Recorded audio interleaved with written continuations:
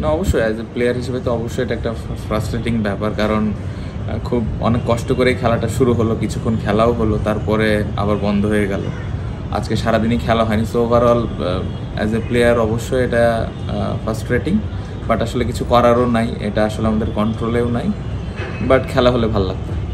আমার মনে হয় একটা উইকেট আমাদের বেশি পড়েছে, আমরা ব্যাটিংয়ে যে অবস্থায় আছি, স্টার্টটাও ভালো হয়েছিল, বাট আমি বলবো না যে খুব খারাপ অবস্থানে আছে যে উইকেট আমরা খেলছি। সো এখন আমাদের অনেকগুলো ব্যাটসম্যান আছে, এখান থেকে যদি দুইটা বড় পার্টনারশিপ হয় ভালো অবস্থানে যাব, বাট এই মুহূর্তে যদি খেলার অবস্থান দেখি তাহলে আমার আমার আমার মনে হয় যে মাঝামাঝি একটা অবস্থানে আছে।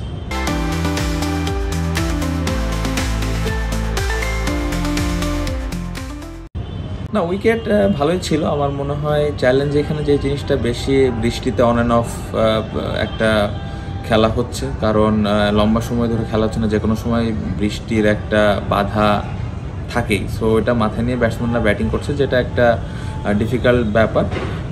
বাট তাছাড়া আমি বলবো যে উইকেট সোফার ভালোই ছিল, বাট আমাদের সামনে হয়তো ডে 3 ডে 4 যেহেতু বৃষ্টি ওইরকম রোদও পাচ্ছে না, সো সেক্ষেত্রে উইকেটটা কতটুকু চ্যালেঞ্জিং হবে আসলে যখন নেক্সট ডেতে খেলাটা শুরু হবে তখন বোঝা যাবে।